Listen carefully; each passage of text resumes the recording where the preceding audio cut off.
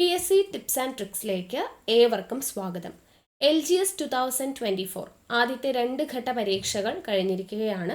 ഇപ്പോൾ 3-ാം ഘട്ടം നടക്കുകയാണ്. 3-ാം ഘട്ടത്തേക്ക് വേണ്ടിയിട്ട് തയ്യാറെടുക്കുന്നവർ നിർബന്ധമായും പഠിച്ചിരിക്കേണ്ട കുറച്ച് ചോദ്യങ്ങളാണ് നമ്മൾ ഇന്നത്തെ ക്ലാസ്സിൽ ഡിസ്കസ് ചെയ്യുന്നത്. അപ്പോൾ പരീക്ഷയ്ക്ക് പോകുന്നതിന് മുന്നേ ഈ ഒരു ക്ലാസ്സും കൂടെ കണ്ടിട്ട് വേണം നിങ്ങൾ പോകാനായിട്ട്. ഓക്കെ, അപ്പോൾ ഏറ്റവും പ്രധാനപ്പെട്ട കുറച്ച് ക്വസ്റ്റ്യൻസ് ആണ് നമ്മൾ ഡിസ്കസ് ചെയ്യുന്നത്. അപ്പോൾ നമുക്ക് എന്തായാലും ഒട്ടും വൈകാതെ തന്നെ ക്ലാസ് സ്റ്റാർട്ട് ചെയ്യാം. എപ്പോഴും പറയുന്നത് പോലെ വീഡിയോ ലൈക്ക് ചെയ്യാനായിട്ട് ആരും മറക്കരുത്. മാക്സിമം നിങ്ങളുടെ ഫ്രണ്ട്സിനൊന്ന് ഷെയർ ചെയ്ത് കൊടുക്കുക. എന്തെങ്കിലും സജഷൻസ് ഉണ്ടെങ്കിൽ താഴെ കമൻറ്റായിട്ട് അറിയിക്കുക. പിന്നെ നമ്മുടെ ടെലിഗ്രാം ചാനലിൽ ഉറപ്പായിട്ടും ജോയിൻ ചെയ്യുക. കാരണം ടെലിഗ്രാം വഴിയാണ് നമ്മൾ എന്തെങ്കിലുമൊക്കെ PSC സംബന്ധമായിട്ടുള്ള അപ്ഡേറ്റ്സ് നൽകുന്നത്, PDF നൽകുന്നത്. പിന്നെ നിങ്ങൾക്ക് നോട്ടിഫിക്കേഷൻ വരുന്നില്ല എന്നുള്ള കംപ്ലയിൻറ്റ് പറയുന്നവർക്ക് കൃത്യമായിട്ട് വീഡിയോസ് നഷ്ടമാവാതെ കാണാൻ വേണ്ടിയിട്ട് ടെലിഗ്രാമിൽ ലിങ്ക് ഷെയർ ചെയ്യാറുണ്ട്. അപ്പോൾ ടെലിഗ്രാമിൻ്റെ ലിങ്ക് ഞാൻ താഴെ ഡിസ്ക്രിപ്ഷൻ ബോക്സിൽ കൊടുത്തേക്കാം. ജോയിൻ ചെയ്യാത്തവരുണ്ടെങ്കിൽ ജോയിൻ ചെയ്യുക. അപ്പോൾ നമുക്ക് ക്ലാസ് സ്റ്റാർട്ട് ചെയ്യാം. പരീക്ഷ എഴുതാൻ പോകുന്ന എല്ലാവർക്കും ഒരു ഓൾ ദി ബെസ്റ്റ് പറഞ്ഞുകൊണ്ട് നമുക്ക് സ്റ്റാർട്ട് ചെയ്യാം. ആദ്യത്തെ ചോദ്യം, G20 രാജ്യങ്ങളുടെ ലക്ഷ്യങ്ങളിൽ പെടാത്തത് ഏത്? പെടാത്തതാണ് ചോദിച്ചിരിക്കുന്നത്.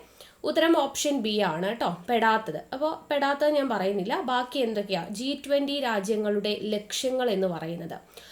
ആഗോള സാമ്പത്തിക വളർച്ച പുനഃസ്ഥാപിക്കുക, ആഗോള സാമ്പത്തിക വളർച്ച പുനഃസ്ഥാപിക്കുക, രാജ്യാന്തര സാമ്പത്തിക വ്യവസ്ഥയെ ശക്തിപ്പെടുത്തുക, രാജ്യാന്തര ധനകാര്യ സ്ഥാപനങ്ങളുടെ നവീകരണം എന്നിവയാണ് G20 രാജ്യങ്ങളുടെ ലക്ഷ്യങ്ങൾ എന്ന് പറയുന്നത്.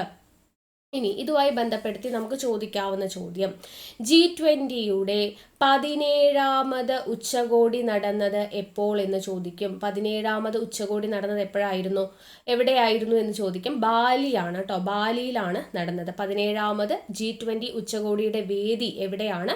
ബാലിയാണ് നടന്നത്. 2022 ഡിസംബർ 1 മുതൽ 2023 നവംബർ 30 വരെയായിരുന്നു 17ാമത് G20 ഉച്ചകോടി ബാലിയിൽ വെച്ച് നടന്നു.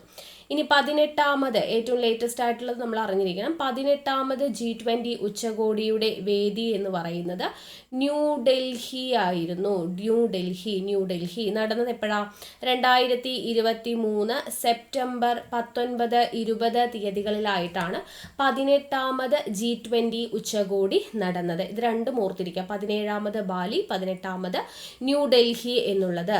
ഇനി ഈ G20 ഉച്ചകോടിയുടെ ഭാഗമായിട്ടുള്ള ഷെർപ്പ സമ്മേളനത്തിന് വേദിയായ നമ്മുടെ കേരളത്തിലെ സ്ഥലം ഏതാണ് എന്ന് ചോദിക്കാറുണ്ട്. കുമരകമാണ്, കുമരകം. ഇനി ഇന്ത്യയുടെ ഷെർപ്പ ആരായിരുന്നു എന്ന് ചോദിക്കും. അമിതാഭ് കാന്ത് ആണ് കേട്ടോ, അമിതാഭ് കാന്ത് ആണ് ഇന്ത്യയുടെ ഷെർപ്പയായിരുന്നത്. ഓക്കെ, ഇത്രയും കാര്യങ്ങൾ അറിഞ്ഞിരിക്കുക. അടുത്ത ചോദ്യം, ഇന്ത്യൻ നാവികനായ അഭിലാഷ് ടോമി സമുദ്രമാർഗം ലോകം ചുറ്റി സഞ്ചരിച്ച് മുംബൈയിൽ തിരിച്ചെത്തിയത് എന്നാണ്? SCRT ബേസ് ചെയ്തിട്ടുള്ള ചോദ്യമാണ്. അഭിലാഷ് ടോമി സമുദ്രമാർഗം ലോകം ചുറ്റി സഞ്ചരിച്ച് മുംബൈയിൽ തിരിച്ചെത്തിയത് 2013 മാർച്ച് 31. അടുത്തത്, സമപന്തി ഭോജനം സംഘടിപ്പിച്ച സാമൂഹ്യ പരിഷ്കർത്താവ് ആര്? സമപന്തി ഭോജനം സംഘടിപ്പിച്ച സാമൂഹ്യ പരിഷ്കർത്താവ് ഓപ്ഷൻ ഡി ആണ്, വൈകുണ്ഠ സ്വാമികളാണ്, വൈകുണ്ഠ സ്വാമികൾ.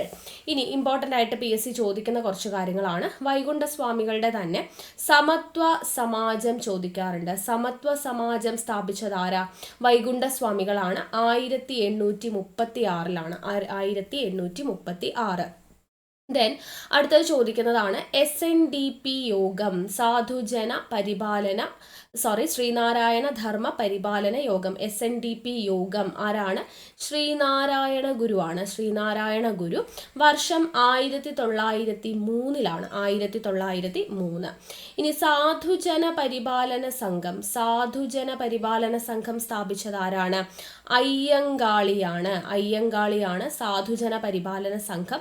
വർഷം 1907. അടുത്തത്, യോഗക്ഷേമ സഭ സ്ഥാപിച്ചത് PSCയുടെ ഉത്തരപ്രകാരം VT ഭട്ടതിരിപ്പാടാണ്, VT ഭട്ടതിരിപ്പാട്. വർഷം 1908. അടുത്തത്, പ്രത്യക്ഷ രക്ഷാ ദൈവസഭ PRDS സ്ഥാപിച്ചത് ആരാ? കുമാരഗുരുദേവനാണ്. വർഷം 1909. ഇനി അരയ സമാജം സ്ഥാപിച്ചത് പണ്ഡിറ്റ് KP കറുപ്പനാണ്. അരയ സമാജം സ്ഥാപിച്ചത് വർഷം 1907. ദെൻ ആത്മവിദ്യാസംഘം ചോദിക്കാറുണ്ട്. ആത്മവിദ്യാസംഘം ആരാണ്? വാഗ്ഭടാനന്ദനാണ്. വാഗ്ഭടാനന്ദൻ, വർഷം 1917. ഇനി ഇസ്ലാം ധർമ്മ പരിപാലന യോഗം ചോദിക്കാറുണ്ട്. ഇസ്ലാം ധർമ്മ പരിപാലന യോഗം ആരാണ്? വക്കം അബ്ദുൽ ഖാദർ മൗലവി. വക്കം അബ്ദുൽ ഖാദർ മൗലവി, വർഷം 1918. ദെൻ സഹോദര സംഘം, സഹോദരൻ അയ്യപ്പനാണ് സഹോദര സംഘം സ്ഥാപിക്കുന്നത്, വർഷം 1917. ജാതിനാശിനി സഭ ആനന്ദ തീർത്ഥനാണ് കേട്ടോ. ജാതിനാശിനി സഭ ആരാണെന്ന് ചോദിച്ചാൽ ആരാണ്? ആനന്ദ തീർത്ഥനാണ്, വർഷം 1933. ഇത്രയും കാര്യങ്ങളെങ്കിലും അറിഞ്ഞിരിക്കുക. ഓക്കെ, ഇനി നമുക്ക് അടുത്ത ചോദ്യം നോക്കാം. അടുത്ത ചോദ്യം, ചുവടെ ചേർത്തിട്ടുള്ളവയിൽ ഇന്ത്യയുടെ മാനക രേഖാംശം ഏതാണ്? ഇന്ത്യയുടെ മാനക രേഖാംശം എന്ന് പറയുന്നത് 82 ഡിഗ്രി 30 മിനിറ്റ് ഈസ്റ്റ് എന്നുള്ളതാണ് ഇന്ത്യയുടെ മാനക രേഖാംശം. അപ്പോൾ ഇന്ത്യയുടെ മാനക രേഖാംശം 82.5 ഡിഗ്രി കിഴക്ക് രേഖാംശമാണ് എന്നുള്ളത് അറിഞ്ഞിരിക്കുക. ഈ 82.5 ഡിഗ്രി കിഴക്ക് രേഖാംശം കടന്നു പോകുന്ന ഇന്ത്യൻ സംസ്ഥാനങ്ങൾ ഏതൊക്കെ എന്ന് ചോദിക്കാറുണ്ട്. ഉത്തർപ്രദേശ്, മധ്യപ്രദേശ്, ആന്ധ്രാപ്രദേശ്, ഛത്തീസ്ഗഡ്, ഒഡീഷ എന്നിവയാണ്. ഏതൊക്കെയാണ്? ഉത്തർപ്രദേശ്, മധ്യപ്രദേശ്, ആന്ധ്രാപ്രദേശ്, ഛത്തീസ്ഗഡ്, ഒഡീഷ എന്നീ സംസ്ഥാനങ്ങളിലൂടെയാണ് 82.5 ഡിഗ്രി കിഴക്ക് രേഖാംശ രേഖ കടന്നു പോകുന്ന ഇന്ത്യൻ സംസ്ഥാനങ്ങൾ. ഓർത്തിരിക്കുക. ഇനി ഇന്ത്യൻ സ്റ്റാൻഡേർഡ് സമയം ഗ്രീനിച്ച് സമയത്തേക്കാൾ എത്ര മണിക്കൂർ മുന്നിലാണെന്ന് ചോദിക്കാറുണ്ട്. എത്ര മണിക്കൂറാണ്? 5.5 മണിക്കൂർ മുന്നിലാണ്. ഇന്ത്യൻ സ്റ്റാൻഡേർഡ് സമയം ഗ്രീനിച്ച് സമയത്തേക്കാൾ 5.5 മണിക്കൂർ മുന്നിലാണെന്ന് ഓർത്തിരിക്കുക. അടുത്ത ചോദ്യം, ഇന്ത്യയിൽ കൂടി കടന്നു പോകുന്ന പ്രധാനപ്പെട്ട അക്ഷാംശ രേഖ ഏതാണ്? പ്രധാനപ്പെട്ട അക്ഷാംശ രേഖ ഓപ്ഷൻ ഡി ആണ്. 23 degree 30 minute north. 23 degree 30 minute north. Okay, അപ്പോൾ പ്രധാനപ്പെട്ട അക്ഷാംശ രേഖ 23.5 ഡിഗ്രി വടക്ക് എന്നുള്ളതാണ്. ഉത്തരായന രേഖ എന്നുള്ളതാണ് ഇന്ത്യയിൽ കൂടി കടന്നു പോകുന്ന പ്രധാനപ്പെട്ട അക്ഷാംശ രേഖ. ഈ ഉത്തരായന രേഖ കടന്നു പോകുന്ന സംസ്ഥാനങ്ങളുടെ എണ്ണം ചോദിക്കാറുണ്ട്. 8 സംസ്ഥാനങ്ങളിലൂടെയാണ് ഉത്തരായന രേഖ കടന്നു പോകുക. ഏതൊക്കെയാണ് 8 സംസ്ഥാനങ്ങൾ? നമ്മൾ കോഡ് ഉപയോഗിച്ച് പഠിച്ചിട്ടുണ്ട്. MT, MGR, JCB വാങ്ങി എന്നുള്ള കോഡ്. M എന്ന് പറഞ്ഞാൽ മിസോറാം, T എന്ന് പറഞ്ഞാൽ ത്രിപുര, M എന്ന് പറഞ്ഞാൽ Madhya Pradesh, G Gujarat, R Rajasthan, J Jharkhand, C Chhattisgarh, B Bengal west Bengal. ഈ 8 സംസ്ഥാനങ്ങളിലൂടെയാണ് ഉത്തരായന രേഖ കടന്നു പോകുന്നത്. 8 സംസ്ഥാനങ്ങൾ ഓർത്തിരിക്കുക. അടുത്ത ചോദ്യം, ഇന്ത്യയുടെ അക്ഷാംശീയ രേഖാംശീയ വ്യാപ്തി ഏകദേശം എത്ര കോണീയ അളവാണ്? ഇന്ത്യയുടെ അക്ഷാംശീയ രേഖാംശീയ വ്യാപ്തി ഏകദേശം എത്ര കോണീയ അളവാണ് എന്ന് ചോദിച്ചിട്ടുണ്ട്. ഓപ്ഷൻ എ ആണ്, 30 ഡിഗ്രി ആണ്. 30 ഡിഗ്രി. ഇനി ഇന്ത്യയുടെ കുറച്ച് ബേസിക് ആയിട്ടുള്ള ഫാക്ട്സ് നമുക്ക് നോക്കാം. ഇന്ത്യയുടെ അക്ഷാംശ വ്യാപ്തി എത്രയാണെന്ന് ചോദിച്ചാൽ എത്രയാണ്? അക്ഷാംശ വ്യാപ്തി ചോദിച്ചാൽ 8 ഡിഗ്രി 4 മിനിറ്റ് വടക്ക് മുതൽ 37 ഡിഗ്രി 6 മിനിറ്റ് വടക്ക് വരെയാണ് ഇന്ത്യയുടെ അക്ഷാംശീയ വ്യാപ്തി. ഇനി രേഖാംശീയ വ്യാപ്തി ചോദിച്ചാലോ 68 ഡിഗ്രി 7 മിനിറ്റ് കിഴക്ക് മുതൽ 97 ഡിഗ്രി 25 മിനിറ്റ് കിഴക്ക് വരെയാണ് രേഖാംശീയ വ്യാപ്തി എന്ന് പറയുന്നത്. ഇന്ത്യയുടെ വിസ്തീർണം ചോദിക്കും. 3.28 ദശലക്ഷം ചതുരശ്ര കിലോമീറ്റർ. 3.28 ദശലക്ഷം ചതുരശ്ര കിലോമീറ്റർ ആണ് ഇന്ത്യയുടെ വിസ്തീർണം. ഇനി വലുപ്പത്തിൽ ഇന്ത്യയുടെ സ്ഥാനം എത്രയാണ്? 7ാം സ്ഥാനമാണ്. വലിപ്പത്തിൽ ഇന്ത്യയുടെ സ്ഥാനം 7ാം സ്ഥാനം. ഇന്ത്യയുടെ വിസ്തൃതി, ലോക ഭൂവിസ്തൃതിയുടെ എത്ര ശതമാനമാണെന്ന് ചോദിക്കാറുണ്ട്.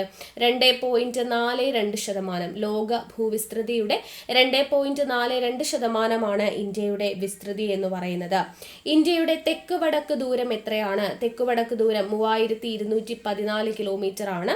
കിഴക്കു പടിഞ്ഞാറ് ദൂരം 2933 കിലോമീറ്റർ ആണ്. തെക്ക് വടക്ക് 3214, കിഴക്കു പടിഞ്ഞാറ് 2933 കിലോമീറ്റർ എന്നുള്ളത് ഓർത്തിരിക്കുക.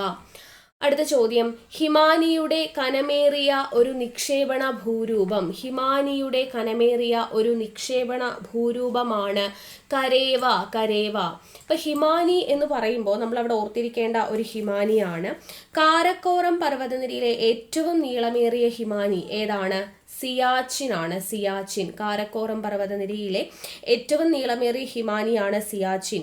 ലോകത്തിലെ ഏറ്റവും ഉയരം കൂടിയ യുദ്ധക്കളം ചോദിച്ചാലും, ലോകത്തിലെ ഏറ്റവും ഉയരം കൂടിയ ഹിമപീഠഭൂമി ചോദിച്ചാലും, ലോകത്തിലെ ഏറ്റവും നീളം കൂടിയ അല്ലെങ്കിൽ ഉയരം കൂടിയ ഹെലിപ്പാഡ് ചോദിച്ചാലും ഓക്കെ, ലോകത്തിലെ ഏറ്റവും ഉയരം കൂടിയ യുദ്ധക്കളം, ഏറ്റവും ഉയരം കൂടിയ ഹിമപീഠഭൂമി, ഏറ്റവും ഉയരം കൂടിയ ഹെലിപ്പാഡ്, ഇതൊക്കെ ചോദിച്ചു കഴിഞ്ഞാൽ ഏതാണ്?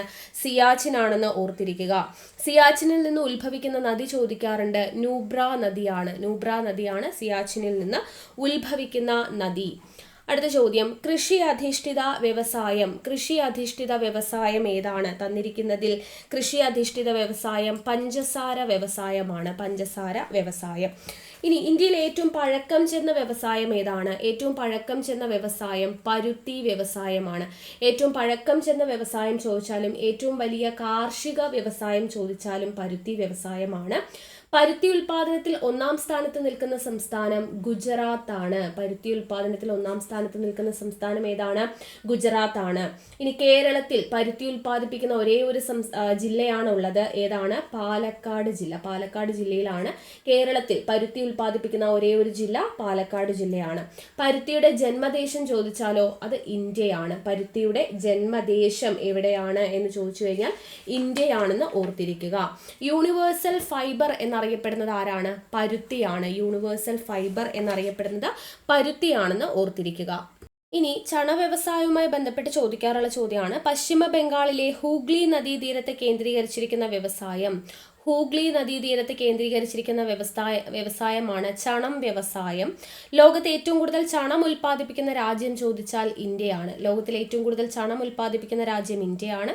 ഇന്ത്യയിൽ ഏറ്റവും കൂടുതൽ ചണ മില്ലുകളുള്ള സംസ്ഥാനം ചോദിച്ചു കഴിഞ്ഞാൽ അത് വെസ്റ്റ് ബംഗാൾ ആണ്. പശ്ചിമ ബംഗാളിലാണ് ഏറ്റവും കൂടുതൽ ചണ മില്ലുകൾ ഉള്ളത്. ഗോൾഡൻ ഫൈബർ എന്നറിയപ്പെടുന്നത് ചണമാണ്. ഗോൾഡൻ ഫൈബർ എന്നറിയപ്പെടുന്നത് ചണമാണ്.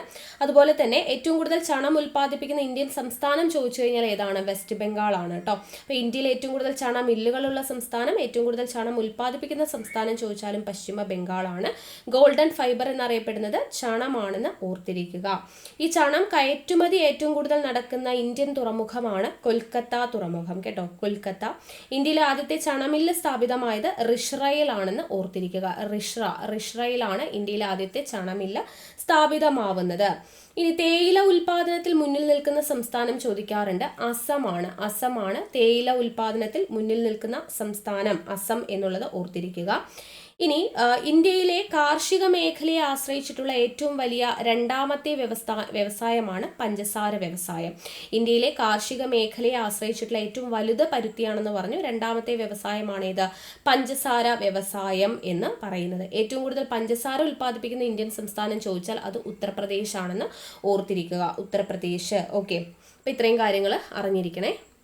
അടുത്ത ചോദ്യം, ഇന്ത്യയിലെ ആദ്യ തുറമുഖ അധിഷ്ഠിത ഉരുക്കുശാല സ്ഥാപിതമായ പ്രദേശം. ഇന്ത്യയിലെ ആദ്യത്തെ തുറമുഖ അധിഷ്ഠിത ഉരുക്കുശാല സ്ഥാപിതമായ പ്രദേശം വിശാഖപട്ടണമാണ്. വിശാഖപട്ടണം. ഹിമാചൽ പ്രദേശ് ടിബറ്റ് പ്രദേശങ്ങളെ തമ്മിൽ ബന്ധിപ്പിക്കുന്ന ചുരം ഏതാണ്? ഹിമാചൽ പ്രദേശ് ടിബറ്റ് പ്രദേശങ്ങളെ തമ്മിൽ ബന്ധിപ്പിക്കുന്ന ചുരം ഷിപ്കില ചുരമാണ്. ഷിപ്കില ചുരം. അപ്പോൾ ഇതെപ്പോഴും ചോദിക്കുന്നതാണ്. ഇനി ലിപ്പുലേഖ ചുരം എന്ന് പറയുന്നത് ഉത്തരാഖണ്ഡിനെയും ടിബറ്റിനെയും തമ്മിലാണ് ബന്ധിപ്പിക്കുന്നത്. ഉത്തരാഖണ്ഡിനെയും ടിബറ്റിനെയും തമ്മിൽ ബന്ധിപ്പിക്കുന്ന ചുരമാണ് ലിപ്പുലേഖ ചുരം എന്ന് പറയുന്നത്. ഇനി സോജില ചുരം SCERTയിലുള്ളതാണ്. സോജില ചുരം ശ്രീനഗറിനെയും കാർഗിലിനെയും തമ്മിൽ ബന്ധിപ്പിക്കുന്ന ചുരമാണ് സോജില ചുരം. അടുത്തത് നാഥുല ചുരം സിക്കിമിനെയും ടിബറ്റിനെയും തമ്മിലാണ് ബന്ധിപ്പിക്കുന്നത്. ഇതാണ് SCERTയിലുള്ള 4 ചുരങ്ങൾ. അപ്പോൾ സ്ഥിരമായിട്ട് ചോദിക്കുന്നതാണ് കേട്ടോ. സോജില ശ്രീനഗറിനെയും കാർഗിലിനെയും, ഷിപ്കില എന്ന് പറയുന്നത് ഹിമാചൽ പ്രദേശ് ടിബറ്റ്, നാഥുല സിക്കിമിനെയും ടിബറ്റിനെയും, ലിപ്പുലേഖ ഉത്തരാഖണ്ഡിനെയും ടിബറ്റിനെയും തമ്മിലാണ് ബന്ധിപ്പിക്കുന്നത്. അടുത്തത്, ഒരു പാരമ്പര്യ ഊർജ സ്രോതസ് ഏതാണ് എന്നാണ് ചോദിച്ചിരിക്കുന്നത്. പാരമ്പര്യ ഊർജ സ്രോതസ്. അപ്പം തന്നിരിക്കുന്നതിൽ ഉത്തരം ഓപ്ഷൻ C ആണ്. കൽക്കരിയാണ് പാരമ്പര്യ ഊർജ സ്രോതസ് എന്ന് പറയുന്നത്? കൽക്കരി.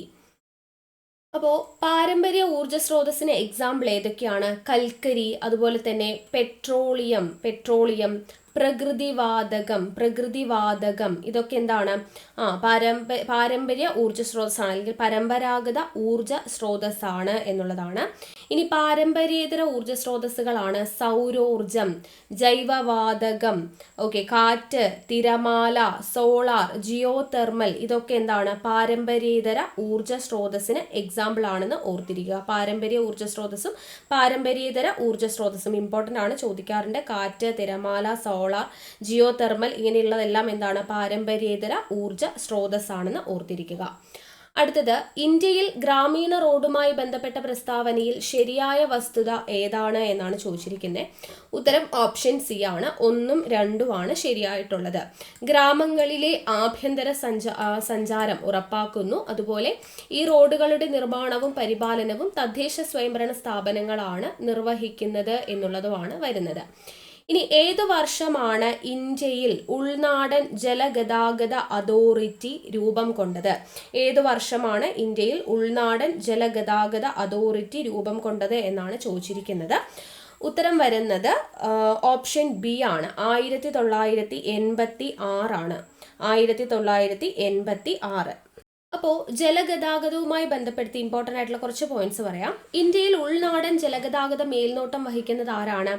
Inland water authority of India ആണ്. Inland water authority of India ആണ് ഇന്ത്യയിലെ ഉൾനാടൻ ജലഗതാഗത മേൽനോട്ടം വഹിക്കുന്നത്. അപ്പോൾ ഈ inland water authority of India നിലവിൽ വരുന്നത് 1986 ആണ്. ആസ്ഥാനം ചോദിക്കും, നോയിഡയാണെന്ന് ഓർത്തിരിക്കുക. നോയിഡയാണ് ആസ്ഥാനം എന്ന് പറയുന്നത്. ഇനി central inland water transport corporation സ്ഥിതി ചെയ്യുന്നത് എവിടെയാണെന്ന് ചോദിച്ചാൽ അത് കൊൽക്കത്തയിലാണെന്ന് ഓർത്തിരിക്കുക കേട്ടോ, കൊൽക്കത്ത. ദേശീയ ജലഗതാഗത നിയമത്തിന് രാഷ്ട്രപതിയുടെ അംഗീകാരം ലഭിക്കുന്ന വർഷം 2016 ആണ്. 2016 മാർച്ച് 25-നാണ് ദേശീയ ജലഗതാഗത നിയമത്തിന് രാഷ്ട്രപതിയുടെ അംഗീകാരം ലഭിക്കുന്നത് എന്നുള്ളത് ഓർത്തിരിക്കുക. ഇനി നമുക്ക് ദേശീയ ജലപാതകൾ എന്ന് പറഞ്ഞിട്ട് നമുക്ക് പഠിക്കാനുണ്ട്. അപ്പോൾ കേരളവുമായി ബന്ധപ്പെട്ടിട്ടുള്ള കാര്യങ്ങളും ഒക്കെ അവിടെ നമുക്ക് ചോദിക്കാറുണ്ട് സ്ഥിരമായിട്ട്. കൊല്ലം, കോഴിക്കോട് നമുക്ക് ചോദിക്കുന്നതാണ് ദേശീയ ജലപാത 3 എന്ന് പറയുന്നത്. അപ്പോൾ നമുക്ക് ഓരോ ദേശീയ ജലപാതയായിട്ട് നമുക്ക് നോക്കാം. ദേശീയ ജലപാത 1 സ്ഥിതി ചെയ്യുന്നത് ഏത് നദിയിലാണ്? ഗംഗാ നദിയിലാണ്. അലഹബാദ് മുതൽ ഹാൽഡിയ വരെ, അലഹബാദിനെയും ഹാൽഡിയയും തമ്മിലാണ് അത് കണക്ട് ചെയ്യുന്നത്, ദേശീയ ജലപാത 1. ഇനി ദേശീയ ജലപാത 2 സ്ഥിതി ചെയ്യുന്നത് ഏതിലാണ്? ബ്രഹ്മപുത്ര നദിയിലാണ്. ബ്രഹ്മപുത്ര നദിയാണ് ദേശീയ ജലപാത 2. കണക്ട് ചെയ്യുന്നത് സാദിയ ടു ധൂബ്രിയാണ് ദേശീയ ജലപാത 2. ദെൻ ദേശീയ ജലപാത 3 എന്ന് പറയുന്നത് ബന്ധിപ്പിക്കുന്നത് കൊല്ലം ടു കോഴിക്കോടാണ്. കൊല്ലം ടു കോഴിക്കോട്. ദേശീയ ജലപാത 4 ബന്ധിപ്പിക്കുന്നത് കാക്കനാട്, പുതുച്ചേരി.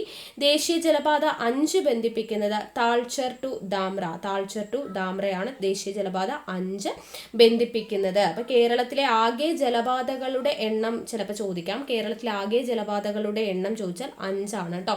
ഏതൊക്കെയാണ്? ദേശീയ ജലപാത 3 പറഞ്ഞു, പിന്നെ 8, 9, 13, 59 ഇത്രയുമാണ് കേരളത്തിലെ ആകെ ജലപാതകളുടെ എണ്ണം എന്ന് പറയുന്നത്.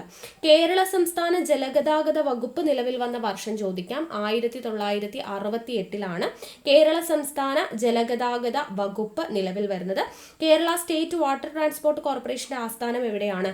അത് ആലപ്പുഴ ജില്ലയിലാണ് കേരള സ്റ്റേറ്റ് വാട്ടർ ട്രാൻസ്പോർട്ട് കോർപ്പറേഷന്റെ ആസ്ഥാനം എന്ന് പറയുന്നത്. അതും കൂടെ ഓർത്തിരിക്കുക. ഓക്കെ, അടുത്ത ചോദ്യം. സ്ത്രീകളുടെ ഉന്നമനത്തിനായി ആര്യമഹിളാ സഭ സ്ഥാപിച്ച സാമൂഹ്യ പരിഷ്കർത്താവ് ആരാണ്? ആര്യമഹിളാ സഭ സ്ഥാപിച്ച സാമൂഹ്യ പരിഷ്കർത്താവ് രമാബായാണ്. പണ്ഡിത രമാബായാണ് ആര്യമഹിളാ സഭ സ്ഥാപിച്ചത്. പിന്നെ നമുക്ക് കുറച്ച് സാമൂഹ്യ പരിഷ്കരണ പ്രസ്ഥാനങ്ങളും സ്ഥാപകരും നോക്കാം. ബ്രഹ്മസമാജം സ്ഥാപിച്ചത് ആരാ? രാജാറാം മോഹൻ റോയ് ആണ്. നോട്ട് ചെയ്ത് വെച്ചേക്കണേ. ബ്രഹ്മസമാജം സ്ഥാപിച്ചത് ആര് എന്ന് ചോദിച്ചു കഴിഞ്ഞാൽ ആരാണ്? രാജാറാം മോഹൻ റോയ്. ഇനി ആര്യസമാജം സ്ഥാപിച്ചത് ആരാണ്? ദയാനന്ദ സരസ്വതി ആണ്. സ്വാമി ദയാനന്ദ സരസ്വതിയാണ് ആര്യസമാജം സ്ഥാപിക്കുന്നത്. തത്വബോധിനി സഭ സ്ഥാപിച്ചത് ദേവേന്ദ്രനാഥ ടാഗോർ ആണ്. തത്വബോധിനി സഭ ദേവേന്ദ്രനാഥ ടാഗോർ ആണ്. സത്യശോധക് സമാജം സ്ഥാപിച്ചത് ജ്യോതിറാവു ഫൂലെ ആണ്. ജ്യോതിറാവു ഫൂലെ. പ്രാർത്ഥനാ സമാജം സ്ഥാപിച്ചത് ആരാണ്? ആത്മാറാം പാണ്ഡുരംഗാണ് പ്രാർത്ഥനാ സമാജം സ്ഥാപിച്ചത്. പൂന സാർവജനിക് സഭ സ്ഥാപിച്ചത് മഹാദേവ ഗോവിന്ദ റാനഡെയാണ്. പൂന സാർവജനിക് സഭ മഹാദേവ ഗോവിന്ദ റാനഡെ. തിയോസഫിക്കൽ സൊസൈറ്റി ആരാണ്? ആനി ബസന്റ് ആണ്. സ്ഥാപിച്ചത് ആരാന്ന് ചോദിച്ചാൽ മാഡം ബ്ലാവറ്റ്സ്കിയും ഹെൻറി ഓൾക്കോട്ടും ആണ്. തിയോസഫിക്കൽ സൊസൈറ്റി എന്ന് പറയുന്നത് ഇന്ത്യയിൽ ആരാണ് എന്ന് ചോദിച്ചു കഴിഞ്ഞാൽ പ്രധാന നേതാവ് ആരാന്ന് ചോദിച്ചു കഴിഞ്ഞാൽ ആനി ബസന്റ് ആണെന്ന് ഓർത്തിരിക്കുക. ഇനി സെൽഫ് റെസ്പെക്ട് മൂവ്മെന്റ്, സ്വാഭിമാന പ്രസ്ഥാനം ആരാ? EV രാമസ്വാമി നായ്ക്കറാണ്. സെൽഫ് റെസ്പെക്ട് മൂവ്മെന്റ് അഥവാ സ്വാഭിമാന പ്രസ്ഥാനം EV രാമസ്വാമി നായ്ക്കർ. ഹിന്ദു മഹാസഭ സ്ഥാപിച്ചത് മദൻ മോഹൻ മാളവ്യ. രാമകൃഷ്ണ മിഷൻ ആരാണ് സ്ഥാപിച്ചത്? വിവേകാനന്ദനാണ്. സ്വാമി വിവേകാനന്ദനാണ് രാമകൃഷ്ണ മിഷൻ സ്ഥാപിക്കുന്നത്. വേദസമാജം സ്ഥാപിച്ചത് ശ്രീധരലു നായിഡുവും കേശവ ചന്ദ്രസെനും കൂടെ ചേർന്നിട്ടാണ് കേട്ടോ. ശ്രീധരലു നായിഡു, കേശവ ചന്ദ്രസെൻ എന്ന് പറയുന്നവർ. Aligarh society sir Syed Ahmad Khan. അലിഗഡ് പ്രസ്ഥാനം ആരാണ്? സർ സയ്യിദ് അഹമ്മദ് ഖാൻ ആണ്. ഹിതകാരിണി സമാജം സ്ഥാപിച്ചത് വീരേശലിംഗം പന്തലു ആണ് കേട്ടോ. ഹിതകാരിണി സമാജം വീരേശലിംഗം പന്തലു ആണ് എന്നുള്ളത് ഓർത്തിരിക്കുക. ഭൂദാന പ്രസ്ഥാനമോ ആചാര്യ വിനോബാ ഭാവെയാണ്. ഭൂദാന പ്രസ്ഥാനം ആചാര്യ വിനോബാ ഭാവെയാണെന്ന് ഓർത്തിരിക്കുക. അപ്പോൾ ഇമ്പോർട്ടൻ്റ് ആയിട്ടുള്ളതാണ് പറഞ്ഞത്. ഇതെല്ലാം സ്ഥിരമായിട്ട് ചോദിക്കുന്നതുമാണ് കേട്ടോ. ഓക്കെ, അടുത്ത ചോദ്യം.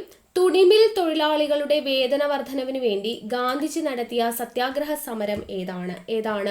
ഓപ്ഷൻ ബി ആണ്. അഹമ്മദാബാദ് സത്യാഗ്രഹമാണ്. വർഷം 1918 ഗുജറാത്തിലാണ് നടക്കുന്നത്. ഖേഡ സത്യാഗ്രഹം വർഷം 1918 ഗുജറാത്തിലാണ് നടക്കുന്നത്. പിന്നെ ചമ്പാരൻ സത്യാഗ്രഹം 1917 ബീഹാറിലാണ് നടക്കുന്നത്.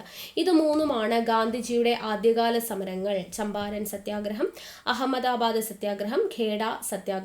അതിൽ അഹമ്മദാബാദും ഖേഡയും 1918 ഗുജറാത്തിൽ വെച്ചും ചമ്പാരൻ 1917 ബീഹാറിൽ വെച്ചുമാണെന്ന് ഓർത്തിരിക്കുക.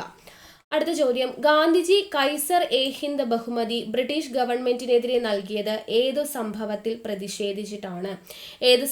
പ്രതിഷേധിച്ചിട്ടാണ്?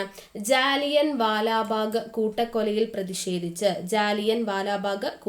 പ്രതിഷേധിച്ചുകൊണ്ടാണ് ഈ പറയുന്ന കൈസർ എ ഹിന്ദ് എന്ന് പറയുന്ന ഈ ഒരു ബഹുമതി തിരിച്ച് നൽകിയത് എന്നുള്ളത് ഓർത്തിരിക്കുക. അപ്പോൾ ഇവിടെ ജാലിയൻ വാലാബാഗിന്റെ വർഷം വിത്ത് ഡേറ്റ് 1919 ഏപ്രിൽ 13-നാണ്. 1919 ഏപ്രിൽ 13-നാണ് ജാലിയൻ വാലാബാഗ് കൂട്ടക്കൊല. ഡോക്ടർ സത്യപാൽ, ഡോക്ടർ കിച്ലു എന്നിവരുടെ അറസ്റ്റിൽ പ്രതിഷേധിച്ചുകൊണ്ടാണ് ജാലിയൻ വാലാബാഗിൽ യോഗം ചേർന്നത്. ജാലിയൻ വാലാബാഗ് ഏത് സംസ്ഥാനത്താണ്? പഞ്ചാബിലാണെന്ന് നമ്മൾ പറഞ്ഞു. ഇനി ഇവിടെ തന്നിരിക്കുന്ന റൗലറ്റ് നിയമം എന്ന് പറയുന്നത് വർഷം 1919 ആണ്. ഈ റൗലറ്റ് നിയമം നടപ്പിലാക്കിയത് ആരാണ്? ചെംസ്ഫോർഡ് പ്രഭുവാണ് റൗലറ്റ് നിയമം നടപ്പിലാക്കിയത് എന്നുള്ളത്. ഈ റൗലറ്റ് നിയമം എന്ന് പറയുന്നതിൽ എന്തൊക്കെ കാര്യങ്ങളാണ് പറയുന്നത്? ഏതൊരു വ്യക്തിയെയും അറസ്റ്റ് ചെയ്യാനും വിചാരണ കൂടാതെ തടവിലടയ്ക്കാനുമുള്ള അധികാരം റൗലറ്റ് നിയമങ്ങൾ ഗവൺമെന്റിന് നൽകിയിരുന്നു. ഏതൊരു വ്യക്തിയെയും അറസ്റ്റ് ചെയ്യാനും വിചാരണ കൂടാതെ തടവിലിടാനുമായിട്ടുള്ള അധികാരം റൗലറ്റ് നിയമങ്ങൾ ഗവൺമെന്റിന് നൽകിയിരുന്നു എന്നുള്ളത് ഓർത്തിരിക്കുക. അതുപോലെ തന്നെ സ്വാതന്ത്ര്യ സമരവുമായി ബന്ധപ്പെട്ട പ്രക്ഷോഭങ്ങളെ ഫലപ്രദമായി നേരിടുന്നതിനുള്ള ഒരു ആയുധമായി ബ്രിട്ടീഷ് അധികാരികൾ ഈ ഒരു നിയമത്തെ കണ്ടിരുന്നു എന്നുള്ളത് ഓർത്തിരിക്കുക. പ്രത്യേക കോടതികളിൽ രഹസ്യ വിചാരണ നടത്താനുള്ള അനുമതി ബ്രിട്ടീഷ് സർക്കാരിന് നൽകിയിട്ടുള്ള ഒരു നിയമമാണിത്. കോടതി വിധിക്കെതിരെ അപ്പീൽ നിഷേധിക്കുവാനുള്ള അധികാരം ബ്രിട്ടീഷ് സർക്കാരിന് റൗലറ്റ് നിയമത്തിലൂടെ ലഭിച്ചിട്ടുണ്ട്. പിന്നെ കരി നിയമം എന്നറിയപ്പെടുന്നത് റൗലറ്റ് നിയമമാണ്. ഈ റൗലറ്റ് നിയമത്തെ കരി നിയമം എന്ന് വിശേഷിപ്പിച്ചത് ആരാ? മഹാത്മാഗാന്ധിയാണ് എന്നുള്ളത് ഓർത്തിരിക്കുക. റൗലറ്റ് നിയമത്തെ അനുകൂലിച്ച് വോട്ട് ചെയ്ത ഒരേ ഒരു ഇന്ത്യക്കാരനാണ് ചേറ്റൂർ ശങ്കരൻ നായർ. അതും കൂടെ ഓർത്തിരിക്കുക. ഓക്കെ, അപ്പോൾ അത് ഓർത്തിരിക്കുക. ഇനി ചൗരി ചൗര സംഭവം, അതിന്റെ വർഷം ഓർത്തിരിക്കുക. 1922 ചൗരി ചൗര സംഭവം. ക്വിറ്റ് ഇന്ത്യ സമരം 1942 വർഷം ഓർത്തിരിക്കുക, ചോദിക്കും. ഓക്കെ, അടുത്ത ചോദ്യം. നാഗന്മാരുടെ റാണി എന്ന് ജവഹർലാൽ നെഹ്റു വിശേഷിപ്പിച്ചത് ആരെയാണ്? നാഗന്മാരുടെ റാണി എന്ന് ജവഹർലാൽ നെഹ്റു വിശേഷിപ്പിച്ചത് ഗൈഡിലിയുവിനെയാണ്, റാണി ഗൈഡിലിയു. ചൗരി ചൗര സംഭവം നടന്ന വർഷം, ചൗരി ചൗര സംഭവം നടന്ന വർഷം 1922. 1953 രൂപം കൊടുത്ത സംസ്ഥാന പുനഃസംഘടനാ കമ്മീഷന്റെ ചെയർമാൻ ആരായിരുന്നു? ചെയർമാൻ ഫസൽ അലി ആയിരുന്നു. ബാക്കിയുള്ള അംഗങ്ങൾ ചോദിക്കാറുണ്ട്. സർദാർ KM പണിക്കർ, അതുപോലെ തന്നെ HN കുൻസ്രു എന്നിവർ അംഗങ്ങളായിരുന്നു. സർദാർ KM പണിക്കർ, HN കുൻസ്രു എന്നിവർ അംഗങ്ങളായിരുന്നു. ഫസൽ അലി ആയിരുന്നു അധ്യക്ഷൻ. അതിൽ മലയാളിയായ അംഗമാരാണ്? സർദാർ KM പണിക്കർ ആണെന്ന് ഓർത്തിരിക്കുക. അടുത്ത ചോദ്യം, ഇന്ത്യൻ നാഷണൽ കോൺഗ്രസ് എന്നാണ് കേട്ടോ ഉദ്ദേശിച്ചത്. ഇന്ത്യൻ നാഷണൽ കോൺഗ്രസിന്റെ അന്തിമ ലക്ഷ്യം പൂർണ്ണ സ്വരാജ് ആണെന്ന് പ്രഖ്യാപിക്കുന്ന പ്രമേയം പാസാക്കിയ സമ്മേളനം നടന്നത് എവിടെ വെച്ചാണ്? ഉത്തരം ഓപ്ഷൻ D ആണ്, ലാഹോർ സമ്മേളനമാണ് അല്ലെ. ലാഹോർ സമ്മേളനത്തിന്റെ വർഷം 1929. 1929 ലാഹോർ സമ്മേളനം. അധ്യക്ഷൻ ആരായിരുന്നു? ജവഹർലാൽ നെഹ്റു ആയിരുന്നു. പൂർണ്ണ സ്വരാജ് പ്രഖ്യാപിച്ച സമ്മേളനമാണെന്ന് ഓർത്തിരിക്കുക. അടുത്തത്, 1940 ആരംഭിച്ച വ്യക്തി സത്യാഗ്രഹത്തിനു വേണ്ടി ഗാന്ധിജി ആദ്യം തിരഞ്ഞെടുത്തത് ആരെയാണ്? ഗാന്ധിജി ആദ്യം തിരഞ്ഞെടുത്തത് വിനോബ ഭാവെയാണ്. വിനോബ ഭാവെ. ക്വിറ്റ് ഇന്ത്യ സമരനായിക എന്നറിയപ്പെടുന്ന ധീരവനിത ആര്? ക്വിറ്റ് ഇന്ത്യ സമരനായിക എന്നറിയപ്പെടുന്ന ധീരവനിത അരുണ അസഫ് അലിയാണ്. അരുണ അസഫ് അലി. ഇനി ഇന്ത്യൻ നവോത്ഥാനത്തിന്റെ പിതാവ് എന്നറിയപ്പെടുന്ന സാമൂഹ്യ പരിഷ്കർത്താവ്. ഇന്ത്യൻ നവോത്ഥാനത്തിന്റെ പിതാവ് എന്നറിയപ്പെടുന്നത് രാജാറാം മോഹൻ റോയ് ആണ്. രാജാറാം മോഹൻ റോയ്. രാജാറാം മോഹൻ റോയുടെ പത്രം ചോദിക്കാറുണ്ട്. സമ്പാദ് കൗമുദി, സമ്പാദ് കൗമുദി, അതുപോലെ മിറാത്തുൽ അക്ബർ എന്ന് പറയുന്ന 2 പത്രങ്ങൾ രാജാറാം മോഹൻ റോയുടേതാണ്. ഇന്ത്യൻ നവോത്ഥാനത്തിന്റെ പിതാവ് ബ്രഹ്മസമാജം സ്ഥാപിച്ചു എന്ന് നമ്മൾ പറഞ്ഞു, അത് ഓർത്തിരിക്കുക. സ്വാമി ദയാനന്ദ സരസ്വതി, ആര്യസമാജം നമ്മൾ പറഞ്ഞിട്ടുണ്ടായിരുന്നു. രാമകൃഷ്ണ മിഷൻ, സ്വാമി വിവേകാനന്ദൻ, അലിഗഡ് പ്രസ്ഥാനം, സർ സയ്യദ് അഹമ്മദ് ഖാൻ, അതൊക്കെ ഓർത്തിരിക്കണേ. അടുത്തത്, 1924 ഒളിമ്പിക്സിൽ പങ്കെടുത്ത മലയാളി ആരാണ്? 1924 ഒളിമ്പിക്സിൽ പങ്കെടുത്ത മലയാളി CK ലക്ഷ്മണനാണ്. CK ലക്ഷ്മണൻ. കേരളത്തിന്റെ വിസ്തൃതി എത്രയാണ്? കേരളത്തിന്റെ വിസ്തൃതി 38,863 ചതുരശ്ര കിലോമീറ്റർ ആണ് കേരളത്തിന്റെ വിസ്തൃതി എന്ന് പറയുന്നത്. ഇനി കേരളത്തിന്റെ ബേസിക് ഫാക്ട്സിൽ നമ്മളോട് ചോദിക്കാറുണ്ട്, കേരളത്തിലെ ജില്ലകളുടെ എണ്ണം എത്രയാ? 14. ജില്ലാ പഞ്ചായത്തുകൾ ചോദിച്ചാലും 14. ബ്ലോക്ക് പഞ്ചായത്തുകൾ എത്രയാ? 152 ബ്ലോക്ക് പഞ്ചായത്തുകളാണുള്ളത്. ഗ്രാമപഞ്ചായത്തുകൾ ചോദിച്ചാൽ 941. കേരളത്തിലെ ഗ്രാമപഞ്ചായത്തുകൾ 941. മുനിസിപ്പാലിറ്റികൾ 87. താലൂക്കുകളുടെ എണ്ണം 78. റവന്യൂ ഡിവിഷനുകളുടെ എണ്ണം എത്രയാ? 27. കോർപ്പറേഷനുകൾ ചോദിച്ചു കഴിഞ്ഞാൽ 6 കോർപ്പറേഷനാണ് ഉള്ളത്. കേരള നിയമസഭയിലേക്കുള്ള പട്ടികജാതി സംവരണ മണ്ഡലങ്ങൾ എത്രയാ?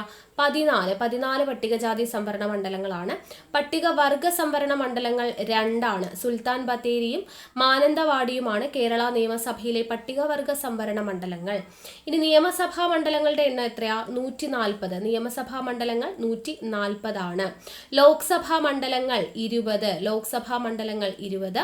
ലോക്സഭാ സംവരണ മണ്ഡലങ്ങൾ ചോദിച്ചാൽ 2 ആലത്തൂരും മാവേലിക്കരയുമാണ് ലോക്സഭാ സംവരണ മണ്ഡലങ്ങൾ. ഇനി രാജ്യസഭാ മണ്ഡലങ്ങൾ ചോദിച്ചാൽ 9. രാജ്യസഭാ മണ്ഡലങ്ങൾ ചോദിച്ചാൽ 9. കേരളത്തിന്റെ തെക്കുവടക്ക് നീളം എത്രയാ? 560 കിലോമീറ്റർ ആണ് തെക്കുവടക്കു നീളം. കേരളത്തിന്റെ കടൽ തീര ദൈർഘ്യം ചോദിച്ചാൽ 580 കിലോമീറ്റർ. ഇന്ത്യൻ യൂണിയന്റെ ആകെ വിസ്തീർണത്തിന്റെ എത്ര ശതമാനമാണ് കേരളം? 1.18%. ഇനി ഇന്ത്യൻ സംസ്ഥാനങ്ങളിൽ വലുപ്പത്തിൽ കേരളത്തിന്റെ സ്ഥാനം എത്രയാ? 21ാം സ്ഥാനമാണ്. ഇന്ത്യൻ സംസ്ഥാനങ്ങളിൽ ജനസാന്ദ്രതയിൽ ഇന്ത്യയുടെ സ്ഥാനം, കേരളത്തിന്റെ സ്ഥാനം ചോദിച്ചു കഴിഞ്ഞാൽ 3. ഓക്കെ, ജനസാന്ദ്രതയിൽ കേരളത്തിന്റെ സ്ഥാനം 3 എന്നുള്ളത് ഓർത്തിരിക്കുക. കേരളത്തിന്റെ ജനസാന്ദ്രത ചോദിച്ചാൽ 859 per ചതുരശ്ര കിലോമീറ്റർ ആണ് ജനസാന്ദ്രത എന്ന് പറയുന്നത്. കേരളത്തിലെ ഏറ്റവും വലിയ ജില്ല ഏതാ? ഇടുക്കിയാണ്. ഇടുക്കി ജില്ലയാണ് ഏറ്റവും വലിയ ജില്ല. 2ാം സ്ഥാനം പാലക്കാട്. ഏറ്റവും ചെറിയ ജില്ല ചോദിച്ചു കഴിഞ്ഞാൽ ആലപ്പുഴ എന്നുള്ളത് ഓർത്തിരിക്കുക. ഓക്കെ, ഇത്രയും കാര്യങ്ങളെങ്കിലും ബേസിക് ആയിട്ടുള്ളത് അറിഞ്ഞിരിക്കുക. അടുത്ത ചോദ്യം, കിഴക്കിന്റെ വെനീസ് എന്നറിയപ്പെടുന്ന ജില്ല ഏതാണ്? കിഴക്കിന്റെ വെനീസ് എന്നറിയപ്പെടുന്ന ജില്ല ആലപ്പുഴ ജില്ലയാണ്. ആലപ്പുഴ ജില്ല. കേരളത്തിലെ ഏറ്റവും അധികം വനമേഖലയുള്ള ജില്ല ഏതാണ്? കേരളത്തിലെ ഏറ്റവും അധികം വനമേഖലയുള്ളത് ഇടുക്കി ജില്ലയിലാണ്. കേരളത്തിലെ ഏറ്റവും വലിയ കായലായ വേമ്പനാട്ടു കായൽ ഏതെല്ലാം ജില്ലകളിൽ വ്യാപിച്ചു കിടക്കുന്നു? വേമ്പനാട്ടു കായൽ വ്യാപിച്ചു കിടക്കുന്ന ജില്ലകൾ ആലപ്പുഴ, കോട്ടയം, എറണാകുളം. ആലപ്പുഴ, കോട്ടയം, എറണാകുളം ജില്ലകളിലായിട്ടാണ്. കേരളത്തിലെ ഏറ്റവും ഉയർന്ന കൊടുമുടിയായ ആനമുടിയുടെ ഉയരം 2695 മീറ്റർ. കേരളത്തിൽ എത്ര പട്ടികജാതി സംവരണ നിയോജക മണ്ഡലങ്ങളുണ്ട്? നമ്മളിപ്പോൾ തൊട്ട് മുൻപ് പറഞ്ഞതേ ഉള്ളൂ, കണ്ടോ? അതൊക്കെ ചോദിക്കും വീണ്ടും. ഓപ്ഷൻ ബി ആണ് 14 പട്ടികജാതി സംവരണ നിയോജക മണ്ഡലങ്ങളാണ്. കേരള സംസ്ഥാന ജൈവ വൈവിധ്യ ബോർഡ് രൂപീകൃതമായത് ഏതു വർഷമാണ്? കേരള സംസ്ഥാന ജൈവ വൈവിധ്യ ബോർഡ് രൂപീകൃതമാവുന്നത് 2005. കേരളത്തിലെ ഏറ്റവും കൂടുതൽ മഴ കിട്ടുന്ന മൺസൂൺ കാലം ഏതാണ്? ഏറ്റവും കൂടുതൽ മഴ കിട്ടുന്നത് ജൂൺ മുതൽ സെപ്റ്റംബർ വരെയാണ്. കേരള നിയമസഭ കേരള പഞ്ചായത്തി രാജ് നിയമം പാസാക്കിയ വർഷം. കേരള നിയമസഭ കേരള പഞ്ചായത്തി രാജ് നിയമം പാസാക്കിയത് 1994 ഒന്നേകാൽ കോടി മലയാളികൾ എന്ന ഗ്രന്ഥത്തിന്റെ രചയിതാവ് EMS നമ്പൂതിരിപ്പാട്. 1921 അഖില കേരള അടിസ്ഥാനത്തിലുള്ള പ്രഥമ രാഷ്ട്രീയ സമ്മേളനം നടന്നത് എവിടെ വച്ചാണ് എന്ന് ചോദിച്ചിട്ടുണ്ട്. ഓപ്ഷൻ എ ആണ് ഒറ്റപ്പാലത്ത് വെച്ചാണ് നടന്നത്. ബ്രിട്ടീഷ് ഭരണത്തോടുള്ള എതിർപ്പ് വെൺ നീചഭരണം എന്ന പ്രയോഗത്തിലൂടെ പ്രകടിപ്പിച്ച സാമൂഹ്യ പരിഷ്കർത്താവ് ആരാണ്? വെൺ നീചഭരണം എന്ന പ്രയോഗത്തിലൂടെ പ്രകടിപ്പിച്ച സാമൂഹ്യ പരിഷ്കർത്താവ് വൈകുണ്ഠസ്വാമികൾ. ഋതുമതി എന്ന നാടകത്തിന്റെ രചയിതാവ് പ്രേംജി. തിരുവിതാംകൂറുകാർക്ക് എന്ന ആശയത്തോടുകൂടി ശ്രീമൂലം തിരുനാളിന് സമർപ്പിക്കപ്പെട്ട നിവേദനം ഏതായിരുന്നു? ഉത്തരം ഓപ്ഷൻ ഡി ആണ് മലയാളി മെമ്മോറിയൽ. വർഷം 1891 മലയാളി മെമ്മോറിയലിന്റെ വർഷം. ഒന്നാം ലോക മഹായുദ്ധത്ത് മാരംകുളം എന്ന സ്ഥലത്തു നിന്നും കുളത്തൂർ കുന്നിലേക്ക് ഒരു യുദ്ധവിരുദ്ധ ജാഥ നടത്തിയ സാമൂഹ്യ പരിഷ്കർത്താവ്.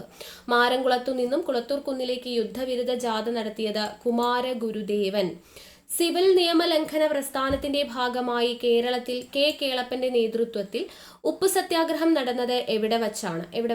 പഴയന്നൂർ വെച്ചാണ്. 1904 അധസ്ഥിതർക്കു മാത്രമായി ഒരു വിദ്യാലയം സ്ഥാപിച്ച സാമൂഹ്യ പരിഷ്കർത്താവ് ആരാണ്? ഓപ്ഷൻ സി അയ്യങ്കാളിയാണ് 1904 അധസ്ഥിതർക്കു മാത്രമായിട്ട് ഒരു വിദ്യാലയം സ്ഥാപിച്ചത്. കയ്യൂർ സമരം നടന്ന വർഷം. കയ്യൂർ സമരം നടക്കുന്നത് 1941 മാർച്ച് 28. കണ്ണൂരിൽ നിന്ന് മദ്രാസിലേക്ക് പട്ടിണി ജാഥ നയിച്ചത് ആര്? A.K. ഗോപാലൻ. ഇന്ത്യൻ ഭരണഘടന ഉറപ്പു നൽകുന്ന സ്വാതന്ത്ര്യത്തിനുള്ള അവകാശങ്ങളിൽ ഉൾപ്പെടാത്തത് ഏത്? ഓപ്ഷൻ ബി ആണ് സ്വത്ത് സമ്പാദിക്കുവാനുള്ള സ്വാതന്ത്ര്യം. സ്വത്ത് സമ്പാദനത്തിനുള്ള സ്വാതന്ത്ര്യം എന്ന് പറയുന്നത് മൗലികാവകാശങ്ങളുടെ പട്ടികയിൽ നിന്നും നീക്കം ചെയ്തു. ഇപ്പോൾ അതെന്താണ്? നിയമാവകാശമാണ്. 44-ാം ഭേദഗതിയിലൂടെയാണ് നീക്കം ചെയ്തത് 1978. നിലവിൽ സ്വത്ത് സമ്പാദനത്തിനുള്ള അവകാശം ആർട്ടിക്കിൾ 300A ഉൾപ്പെടുത്തിയിരിക്കുന്നത്. നിയമാവകാശം എന്നുള്ളത് ഓർത്തിരിക്കുക. അടുത്തത്, ഒരു അന്താരാഷ്ട്ര വേദിയിൽ ഇന്ത്യയുടെ ത്രിവർണ പതാക ആദ്യമായി ഉയർത്തിയത് ആരാണ്? ഓപ്ഷൻ ഡി മാഡം ബിക്കാജി കാമയാണ് ഒരു അന്താരാഷ്ട്ര വേദിയിൽ ഇന്ത്യയുടെ ത്രിവർണ പതാക ആദ്യമായി ഉയർത്തിയത്. ദേശീയ മനുഷ്യാവകാശ കമ്മീഷന്റെ ചെയർമാൻ ആരാണ്? സുപ്രീം കോടതിയിൽ നിന്നും വിരമിച്ച ചീഫ് ജസ്റ്റിസ് നിലവിൽ ആരാണ് എന്ന് ചോദിച്ചാൽ വിജയ ഭാരതി സയാനിയാണ് നിലവിലെ ദേശീയ മനുഷ്യാവകാശ കമ്മീഷൻ ചെയർപേഴ്സൺ. ഇന്ത്യൻ പൗരന്റെ മൗലിക കടമകളുമായി ബന്ധപ്പെട്ട് താഴെ പറയുന്നവയിൽ ശരിയല്ലാത്തത് ഏത്? ഓപ്ഷൻ സി ആണ് പൗരാവകാശങ്ങൾ സംരക്ഷിക്കുക എന്നുള്ളത്. ബാക്കിയെല്ലാം പൊതുമുതൽ സംരക്ഷിക്കുക, പരിസ്ഥിതി സംരക്ഷിക്കുക, സാംസ്കാരിക പൈതൃകങ്ങൾ സംരക്ഷിക്കുക, ഇതൊക്കെ മൗലിക കടമകളുമായിട്ട് ബന്ധപ്പെട്ടതാണ്. അടുത്തത്, ഇന്ത്യയിലെ ആദ്യത്തെ മുഖ്യ വിവരാവകാശ കമ്മീഷണർ എന്ന് പറയുന്നത് വജാഹത്ത് ഹബീബുള്ളയാണ്. നിലവിലെ മുഖ്യ വിവരാവകാശ കമ്മീഷണർ ഇന്ത്യയിൽ ഹീരാലാൽ സമരിയ ആണ്. ഹീരാലാൽ സമരിയ. ഇനി കേരളത്തിലേത് ചോദിച്ചു കഴിഞ്ഞാൽ വി ഹരിനായർ ആണ് നിലവിലെ കേരളത്തിലെ മുഖ്യ വിവരാവകാശ കമ്മീഷണർ. ഇന്ത്യയുടെ ദേശീയ ഗീതമായ വന്ദേ മാതരം ഏത് കൃതിയിൽ നിന്നും എടുത്തതാണ്? വന്ദേ മാതരം എടുത്ത കൃതി ആനന്ദമഠം. അടുത്തത്, മൗലികാവകാശങ്ങളിലെ അവസര സമത്വം ഉൾക്കൊള്ളുന്ന ഇന്ത്യൻ ഭരണഘടനയുടെ വകുപ്പ് ഏതാണ്? 16ാമത്തെ വകുപ്പാണ്. ഇനി 14ാം വകുപ്പ് എന്ന് പറയുന്നത് നിയമത്തിനു മുന്നിൽ സമത്വം എന്നുള്ളതാണ്. 14ാമത്തെ വകുപ്പ്. 15 ജാതി, മതം, വർഗം, ലിംഗം, ജന്മസ്ഥലം എന്നിവയുടെ പേരിൽ ആരോടും വിവേചനം പാടില്ല എന്ന് പറയുന്നതാണ് 15ാമത്തെ വകുപ്പ്. 17ാമത്തെ വകുപ്പ് അയിത്ത നിർമാർജനവുമായി ബന്ധപ്പെട്ടത്. മഹാത്മാഗാന്ധി കീ ജയ് എന്ന് പറയുന്ന ആ ഒരു മുദ്രാവാക്യത്തോടു കൂടിയുള്ള വകുപ്പ് ഏതാണ് തുടങ്ങിയത്? 17ാമത്തെ വകുപ്പാണ്. അയിത്ത നിർമാർജനവുമായിട്ട് ബന്ധപ്പെട്ടിട്ടുള്ള വകുപ്പ്. അടുത്ത ചോദ്യം, അശോക സ്തംഭം ഇന്ത്യയുടെ ദേശീയ ചിഹ്നമായി അംഗീകരിച്ചത് 1950 ജനുവരി 26-നാണ്. 1950 ജനുവരി 24-നാണ് നമ്മുടെ ദേശീയ ഗാനവും ദേശീയ ഗീതവും അംഗീകരിച്ചത്. ദേശീയ ഗാനമായി ജനഗണമനയെയും ദേശീയ ഗീതമായി വന്ദേ മാതരത്തെയും അംഗീകരിച്ചത് 1950 ജനുവരി 24-നാണ്. ഇനി ദേശീയ പതാക അംഗീകരിച്ചത് ചോദിക്കും. 1947 ജൂലൈ 22-നാണ് ദേശീയ പതാകയെ അംഗീകരിച്ചത്, ഓർത്തിരിക്കുക. ഇനി ഇന്ത്യയുടെ ദേശീയ ഗാനമായ ജനഗണമന ഏതു ഭാഷയിലാണ് രചിക്കപ്പെട്ടിട്ടുള്ളത്? ദേശീയ ഗാനവും ദേശീയ ഗീതവും രചിക്കപ്പെട്ടിരിക്കുന്ന ഭാഷ ബംഗാളി ഭാഷയിലാണ്. ബംഗാളി ഭാഷ. ഇന്ത്യൻ ഭരണഘടനയിലെ മൗലികാവകാശങ്ങളുമായി ബന്ധപ്പെട്ട പ്രസ്താവനകളാണ് ചുവടെ നൽകിയിരിക്കുന്നത്. ശരിയായവ കണ്ടെത്തുക. ശരിയായവ എന്ന് പറയുന്നത് ഓപ്ഷൻ എ ആണ്. 2ഉം 4ഉമാണ് ശരി. ഏതൊക്കെയാ? അമേരിക്കൻ ഭരണഘടനയിൽ നിന്നുമാണ് കടം കൊണ്ടിരിക്കുന്നത് മൗലികാവകാശങ്ങൾ. സാംസ്കാരികവും വിദ്യാഭ്യാസപരവുമായിട്ടുള്ള അവകാശം മൗലികാവകാശമാണ്. ഇനി ഇവിടെ ന്യായവാദ അർഹമല്ല എന്ന് പറഞ്ഞിട്ടുണ്ട്. അത് തെറ്റാണ്. ന്യായവാദ അർഹമാണ്. അതുകൊണ്ടാണ് നമുക്ക് കോടതിയെ സമീപിച്ച് നേടിയെടുക്കാൻ പറ്റുന്നത്. സുപ്രീം കോടതിയെയും ഹൈക്കോടതിയെയും നമുക്ക് സമീപിക്കാനായിട്ട് പറ്റും. മൗലികാവകാശങ്ങളുമായി ബന്ധപ്പെടുത്തി സുപ്രീം കോടതിയും ഹൈക്കോടതിയും റിട്ട് പുറപ്പെടുവിക്കാറുണ്ട്. സുപ്രീം കോടതി റിട്ട് പുറപ്പെടുവിക്കുന്ന ആർട്ടിക്കിൾ ഏതാ? 32. ഹൈക്കോടതി ആണെങ്കിൽ 226. ഇനി ഭാഗം 4-ൽ ഉൾപ്പെടുത്തിയിരിക്കുന്നു എന്ന് പറഞ്ഞിട്ടുണ്ട്. ഭാഗം 3-ലാണ് മൗലികാവകാശങ്ങൾ ഉൾപ്പെടുത്തിയിരിക്കുന്നത്. അടുത്ത ചോദ്യം, മാംസാഹാരികൾക്ക് ആഹാരം കടിച്ചു കീറാൻ സഹായിക്കുന്ന പല്ല് ഏത്? കടിച്ചു കീറാൻ സഹായിക്കുന്നത് കോമ്പല്ലാണ്. കോമ്പല്ല്. ഇനി കടിച്ചു മുറിക്കാനാണെങ്കിൽ അത് ഉളിപ്പല്ല്. ഇനി ചവച്ചരയ്ക്കാനാണെങ്കിലോ അത് ചർവണകവും അഗ്രചർവണവുമാണ് ചവച്ചരയ്ക്കാനായിട്ട് സഹായിക്കുന്നത്. അടുത്തത്, ശരീരത്തിലെ പ്രധാന വിസർജന അവയവം ഏത്? ശരീരത്തിലെ പ്രധാന വിസർജന അവയവം വൃക്കയാണ്. വൃക്ക. അസ്കോർബിക് അമ്ലം എന്നറിയപ്പെടുന്ന ജീവകം. അസ്കോർബിക് അമ്ലം എന്ന പേരിൽ അറിയപ്പെടുന്നത് ജീവകം സി ആണ്. ഈ ജീവകം സിയുടെ അപര്യാപ്തത രോഗം ചോദിക്കാറുണ്ട്. സ്കർവിയാണ് ജീവകം സിയുടെ അപര്യാപ്തത രോഗം. അതുപോലെ തന്നെ ചൂടാക്കുമ്പോൾ നഷ്ടമാകുന്നത്, മൂത്രത്തിലൂടെ നഷ്ടമാകുന്ന ജീവകമൊക്കെ ചോദിച്ചു കഴിഞ്ഞാൽ ഏതാണ്? ജീവകം സി ആണ് എന്നുള്ളത് ഓർത്തിരിക്കുക. ജീവകം ഇ, സസ്യ എണ്ണകളിൽ കാണപ്പെടുന്ന ജീവകം ഇ ആണ്. ജീവകം ഇയുടെ അപര്യാപ്തത രോഗം വന്ധ്യതയാണെന്ന് ഓർത്തിരിക്കുക. ജീവകം എയുടെ അപര്യാപ്തത രോഗമാണ് നിശാന്തത. അതുപോലെ സിറോഫ്താൽമിയ എന്നുള്ളവയാണ് ജീവകം എയുടെ അപര്യാപ്തത രോഗങ്ങൾ. ജീവകം കെ, രക്തം കട്ട പിടിക്കാനായിട്ട് സഹായിക്കുന്നത് ജീവകം കെ ആണെന്ന് ഓർത്തിരിക്കുക. കേരളത്തിലെ നഗരങ്ങളിലെ ചേരിയിൽ താമസിക്കുന്നവരുടെ സംരക്ഷണത്തിനായി ആരോഗ്യവകുപ്പ് ആവിഷ്കരിച്ച പദ്ധതി. നഗരങ്ങളിലെ ചേരിയിൽ താമസിക്കുന്നവരുടെ സംരക്ഷണത്തിന് വേണ്ടി ആരോഗ്യവകുപ്പ് ആവിഷ്കരിച്ച പദ്ധതിയാണ് ഉഷസ്. തൊണ്ടമുള്ളിന് കാരണമായ രോഗാണു ഡിഫ്തീരിയയ്ക്ക് കാരണമായ രോഗാണു ബാക്ടീരിയ. അടുത്ത ചോദ്യം, താഴെ തന്നിരിക്കുന്നവയിൽ സങ്കരയിനം പച്ചമുളക് ഏതാണ്? സങ്കരയിനം പച്ചമുളക് ഉജ്വലയാണ്. ഉജ്ജ്വല, ജ്വാലാമുഖി, അനുഗ്രഹ എന്നിവ പച്ചമുളകിൻ്റെ സങ്കരയിനങ്ങളാണ്. ഭാഗ്യലക്ഷ്മി എന്ന് പറയുന്നത് പയറിൻ്റെ സങ്കരയിനമാണ്. ഭാഗ്യലക്ഷ്മി, ലോല, മാലിക, ജ്യോതിക എന്നുള്ളതൊക്കെ എന്താണ്? ജ്യോതി, ലോല, മാലിക, ഭാഗ്യലക്ഷ്മി ഇതൊക്കെ പയറിൻ്റെ സങ്കരയിനമാണ്. പവിത്ര എന്ന് പറയുന്നത് പവിത്ര, അതുപോലെ തന്നെ ഹ്രസ്വ, അന്നപൂർണ എന്നിവ നെല്ലിൻ്റെ സങ്കരയിനങ്ങളാണ്. പവിത്ര, ഹ്രസ്വ, അന്നപൂർണ. ഹരിത എന്ന് പറയുന്നത് വഴുതനയുടേതാണ്. ഹരിത, അതുപോലെ ശ്വേത, സൂര്യ, നീലിമ ഇതൊക്കെ എന്താണ്? വഴുതനയുടെ സങ്കരയിനങ്ങളാണെന്ന് ഓർത്തിരിക്കുക. അടുത്തത് ചണച്ചെടിയുടെ ഏതു ഭാഗത്ത് നിന്നാണ് ചണനാരുകൾ ലഭിക്കുന്നത്? ചണച്ചെടിയുടെ തണ്ടിൽ നിന്നാണ് ചണനാരുകൾ ലഭിക്കുന്നത്. കേരളത്തിലെ ആദ്യത്തെ റിസർവ് വനം ഏതാണ്? കേരളത്തിലെ ആദ്യത്തെ റിസർവ് വനം കോന്നിയാണ്. കോന്നി. ഇന്ത്യൻ പരിസ്ഥിതി ശാസ്ത്രത്തിന്റെ മാതാവ് എന്നറിയപ്പെടുന്നത്? ഇന്ത്യൻ പരിസ്ഥിതി ശാസ്ത്രത്തിന്റെ മാതാവ് മേധ പട്കർ. ഹരിതഗൃഹവാതകങ്ങളിൽ ഏറ്റവും പ്രധാനപ്പെട്ടത് കാർബൺ ഡൈ ഓക്സൈഡ് ആണ്. അടുത്തത് ഈ നൈട്രസ് ഓക്സൈഡും ക്ലോറോഫ്ലൂറോ കാർബണും മീഥേനും ഇതെല്ലാം ഹരിതഗൃഹവാതകങ്ങളാണ്. അതിൽ ഏറ്റവും പ്രധാനപ്പെട്ടതാണ് ഏത്? കാർബൺ ഡൈ ഓക്സൈഡ്. അടുത്തത് ഐസ് നിർമ്മിക്കുമ്പോൾ വേഗത്തിൽ ഘനീഭവിക്കുന്നതിനും താഴ്ന്ന താപനില ലഭിക്കുന്നതിനും വേണ്ടി ചേർക്കുന്നത്? ഐസ് നിർമ്മിക്കുമ്പോൾ വേഗത്തിൽ ഘനീഭവിക്കുന്നതിനും താഴ്ന്ന താപനില ലഭിക്കുന്നതിനും വേണ്ടി ചേർക്കുന്നത് അമോണിയം ക്ലോറൈഡ് ആണ്. മനുഷ്യ ശരീരത്തിൽ ആഹാരം ഏത് വാതകവുമായി പ്രവർത്തിച്ചിട്ടാണ് ഊർജം ഉണ്ടാവുന്നത്? ആഹാരം ഓക്സിജനുമായി പ്രവർത്തിച്ചിട്ടാണ് ഊർജം ഉണ്ടാവുന്നത്. ഒരു പദാർത്ഥത്തിന്റെ എല്ലാ ഗുണങ്ങളും നിലനിർത്തുന്ന അതിന്റെ ഏറ്റവും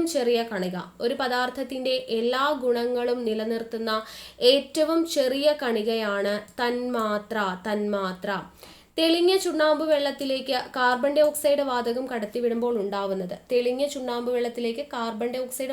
കടത്തിവിടുമ്പോൾ ഉണ്ടാവുന്നത് കാൽഷ്യം കാർബണേറ്റ് ആണ്. ചുവടെ കൊടുത്തിരിക്കുന്ന മൂലകങ്ങളിൽ ധാന്യകത്തിലും മാംസ്യത്തിലും പൊതുവായി അടങ്ങിയിട്ടുള്ളത് ഏതെല്ലാം? അടങ്ങിയിട്ടുള്ളത് ഹൈഡ്രജനും കാർബണും രണ്ടും അടങ്ങിയിട്ടുണ്ട്. Option C. പ്രാഥമിക വർണ്ണങ്ങളായ പച്ചയും ചുവപ്പും ചേർന്നാൽ കിട്ടുന്ന നിറം എന്താണ്? പച്ചയും ചുവപ്പും കൂടെ ചേർന്ന് കഴിഞ്ഞാൽ മഞ്ഞയാണ് ലഭിക്കുന്നത്. താഴെ തന്നിരിക്കുന്നവയിൽ സമ്പർക്ക ബലം ഏതാണ്? ഘർഷണ ബലം. സൂര്യനോട് ഏറ്റവും അടുത്ത് സ്ഥിതി ചെയ്യുന്ന ഗ്രഹമാണ് ബുധൻ. മാധ്യമത്തിന്റെ സഹായം ഇല്ലാതെ തന്നെ താപം പ്രേഷണം ചെയ്യപ്പെടുന്ന രീതിയാണ് വികിരണം. സൂര്യപ്രകാശം ഭൂമിയിലേക്ക് എത്തുന്നത് വികിരണം വഴിയാണ് എന്നുള്ളത് ഓർത്തിരിക്കുക. ഇനി ചാലനം എന്ന് പറയുന്നത് ഖരപദാർത്ഥങ്ങളിൽ എങ്ങനെയാണ് താപം പ്രേഷണം ചെയ്യപ്പെടുന്ന രീതി? ഖരപദാർത്ഥങ്ങളിൽ ചാലനം വഴി. സംവഹനം എന്ന് പറയുന്നത് ദ്രാവകങ്ങളിലാണ് സംവഹനം എന്ന് പറയുന്നത്. അടുത്തത് ഇവിടെ വസ്തുവിന്റെ ഭാരം 0 ആയിരിക്കും. എവിടെയാണ് വസ്തുവിന്റെ ഭാരം 0 ആയിരിക്കുക? ഭൂമിയുടെ കേന്ദ്രഭാഗത്താണ് വസ്തുവിന്റെ ഭാരം 0 ആയിരിക്കുക എന്നുള്ളത് ഓർത്തിരിക്കുക. അപ്പോൾ ഇത്രയാണ് നമ്മുടെ ഇന്നത്തെ ചോദ്യങ്ങൾ എന്ന് പറയുന്നത്. അപ്പോൾ പരീക്ഷയ്ക്ക് പോകുന്ന എല്ലാവരും നല്ല രീതിയിൽ തന്നെ ഈ ക്ലാസ് കേട്ടിട്ട് വേണം പോകാനായിട്ട്. പിന്നെ പരീക്ഷ എഴുതാൻ പോകുന്ന എല്ലാവർക്കും ഓൾ ദ ബെസ്റ്റ് പറയുകയാണ്. അടുത്ത ഘട്ടത്തിലോട്ട് പരീക്ഷയ്ക്ക് തയ്യാറെടുക്കുന്നവരും ഈ ഒരു ക്ലാസ് പ്രയോജനപ്പെടുത്തുക. വീണ്ടും നല്ല ക്ലാസ്സുകളുമായിട്ട് കാണാം. താങ്ക്